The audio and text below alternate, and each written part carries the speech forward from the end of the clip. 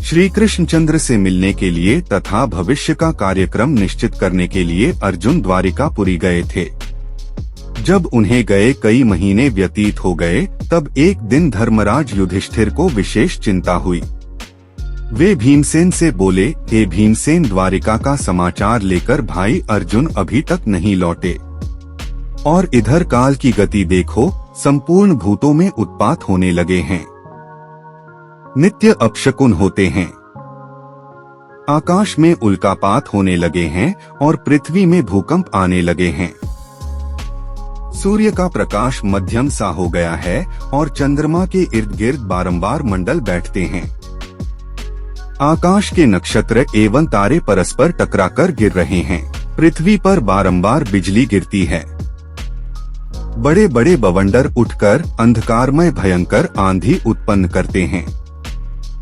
सियारिन सूर्योदय के सम्मुख मुंह करके चिल्ला रही हैं। कुत्ते बिलाव बारंबार रोते हैं। गधे, उल्लू, कौवे और कबूतर रात को कठोर शब्द करते हैं। गौएं निरंतर आंसू बहाती हैं। घृत में अग्नि प्रज्वलित करने की शक्ति नहीं रह गई है। सर्वत्र श्रीहीनता प्रतीत होती है। इन सब बातों को देखकर मेरा हृदय धड़क रहा है। न जाने ये अपशकुन किस विपत्ति की सूचना दे रहे हैं। क्या भगवान श्री कृष्णचंद्र इस लोक को छोड़कर चले गए या अन्य कोई दुखदायी घटना होने वाली है? उसी क्षण आतुर अवस्था में अर्जुन द्वारिका से वापस आए। उनके नेत्रों से अश्रु बह रहे थे। शरीर कांतिहीन था और गर्दन झुकी हुई थी। वे आते ही धर्मराज युधिष्ठिर के चरणों में गिर पड़े। तब युधिष्ठिर ने घबराकर पूछा, हे अर्जुन, द्वारिकापुरी में हमारे संबंधी और बंधु बांधव यादव लोग तो प्रसन्न हैं न? हमारे नाना शूरसेन तथा छोटे मामा वसुदेव तो कुशल से हैं न? हमारी मामी देवकी अपनी सातों बहनों तथा पुत्र पौत्रादि सहित प्रसन्न तो हैं न? राजा उग्रसेन और उनके छोटे भाई देवक तो कुशल से हैं न?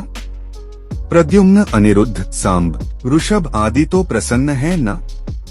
हमारे स्वामी भगवान श्री कृष्णचंद्र, उद्धव आदि अपने सेवकों सहित कुशल से तो हैं न?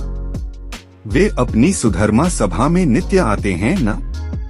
सत्यभामा, रुक्मिणी, जामवंती आदि उनकी 16 सहस्त्र 108 पटरानियां तो नित्य ठन की सेवा में लीन रहती हैं न?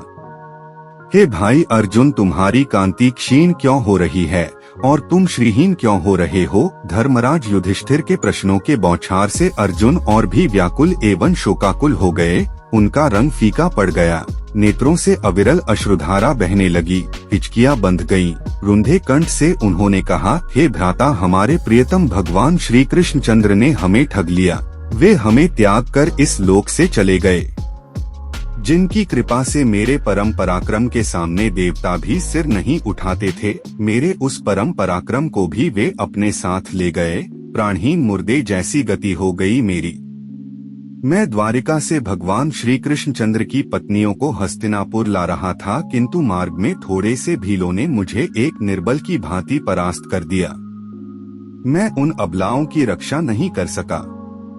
मेरी वे ही भुजाएं हैं, वही रथ है, वही घोड़े हैं, वही गांडीव धनुष है और वही बाण हैं, जिनसे मैंने बड़े बड़े महारथियों के सिर बात की बात में उड़ा दिए थे।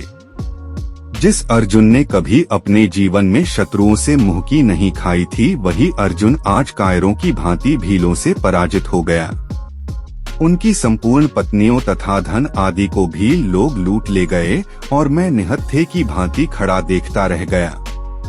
उन भगवान श्री कृष्णचंद्र के बिना मेरी संपूर्ण शक्ति क्षीण हो गई है। आपने जो द्वारिका में जिन यादवों की कुशल पूछी है, वे समस्त यादव ब्राह्मणों के श्राप से दुर्बुद्धि अवस्था को प्राप्त हो गए थे और वे अति मदिरा पान करके परस्पर एक दूसरे को मारते मारते मृत्यु को प्राप्त हो गए। यह सब उन्हीं भगवान श्री कृष्णचंद्र की लीला है। अर्जुन के मुख से भगवान श्री कृष्णचंद्र के स्वधाम गमन और संपूर्ण यदुवंशियों के नाश का समाचार सुनकर धर्मराज युधिष्ठिर ने तुरंत अपना कर्तव्य निश्चित कर लिया और अर्जुन से बोले, हे अर्जुन, भगवान श्री कृष्णचंद्र ने अपने इस लौकिक शरीर से इस पृथ्वी का भार उतारकर उसे इस प्रकार त्याग दिया जिस प्रकार कोई कांटे से कांटा निकालने के पश्चात उन कोनों कांटों को त्याग देता है। अब घोर कलयुग भी आने वाला है। अब शीघ्र ही हम लोगों को स्वर्गारोहण करना चाहिए। जब माता कुंती ने भगवान श्री कृष्णचंद्र के स्वधाम गमन का समाचार सुना तो उन्होंने भगवान श्री कृष्णचंद्र में अपना ध्यान लगाकर शरीर त्याग दिया। धर्मराज युधिष्ठिर ने अपने महापराक्रमी पौत्र परीक्षित को संपूर्ण जम्बूद्वीप का राज्य देकर हस्तिनापुर में उसका राज्याभिषेक किया और शूरसेन देश का राजा बनाकर मथुरापुरी में अनिरुद्ध के पुत्र बज्र का राजतिलक किया। तत्पश्चात परम ज्ञानी युधिष्ठिर ने प्रजापति यज्ञ किया और भगवान श्री कृष्णचंद्र में लीन होकर संन्यास ले लिया। उन्होंने मान, अपमान, अहंकार तथा मोह को त्याग दिया और मन तथा वाणी को वश में कर लिया। संपूर्ण विश्व उन्हें ब्रह्मा रूप दृष्टिगोचर होने लगा। उन्होंने अपने केश खोल दिए, राजसी वस्त्राभूषण त्याग कर चीर वस्त्र धारण करके और अन्न जल का परित्याग करके मौनव्रत धारण कर लिया। इतना करने के बाद बिना किसी की ओर दृष्टि किए घर से बाहर उत्तर दिशा की ओर चल दिए। राजा संसार की अनित्यता का विचार करके द्रौपदी तथा भाइयों को साथ ले हिमालय की तरफ महाप्रस्थान के पथ पर अग्रसर हुए। उस महापथ में क्रमश द्रौपदी, सहदेव, नकुल, अर्जुन और भीमसेन एक एक करके गिर पड़े। इससे राजा शोकमग्न हो गए। तदंतर वे इंद्र के द्वारा लाए हुए रथ पर आरूढ़ हो दिव्य रूपधारी भाइयों सहित स्वर्ग को चले गए। वहां उन्होंने दुर्योधन आदि सभी धृतराष्ट्र पुत्रों को देखा। तदंतर उन पर कृपा करने के लिए अपने धाम से पधारे हुए भगवान वासुदेव का भी दर्शन किया। इससे उन्हें बड़ी प्रसन्नता हुई। यह मैंने तुम्हें महाभारत का प्रसंग सुनाया है। जो इसका पाठ करेगा वह स्वर्गलोक में सम्मानित होगा।